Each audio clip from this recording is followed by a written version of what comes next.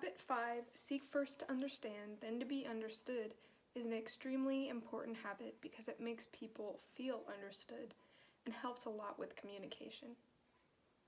Most people don't listen with the intent to understand, they listen with the intent to reply. Now I'm going to read something from the book. It's on page 167, and it really embodies this whole entire habit. This poem is called Please Listen. When I ask you to listen to me and you start giving me advice, you have not done what I asked. When I ask you to listen to me and you begin to tell me why I shouldn't feel that way, you are trampling on my feelings. When I ask you to listen to me and you feel you have to do something to solve my problem, you have failed me. Strange as that may seem, listen. All I ask is that you listen. Don't talk or do, just hear me. To understand someone, you really need to listen to what they say and the way they say things, but most people don't know how to listen.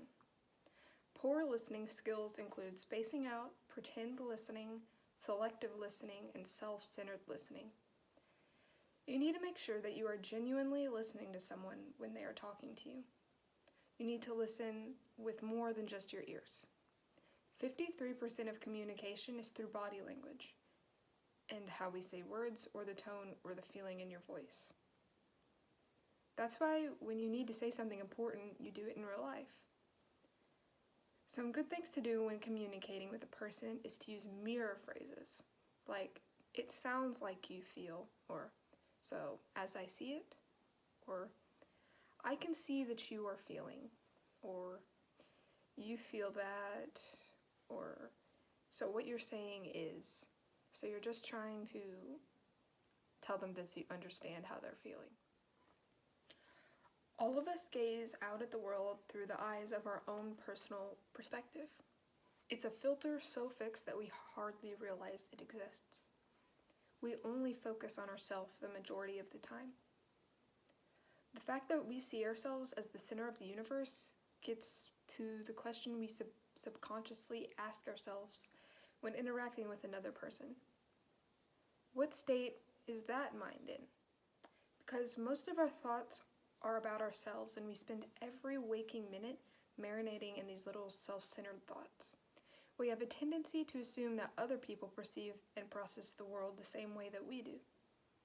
We typically don't consciously realize this until we have a super epiphany moment that unveils the fact that someone else thinks in a fundamentally different way than you do. Even once you've had such an experience, you still sometimes slip into assuming that other people's minds are very much like your own, which is often not the case. This is called the lens problem. You just need to recognize that you have a tendency to understand people through your own lens. Instead of assuming that you've got a good handle on someone because they think pretty much like you do, assume that they're seeing the world differently.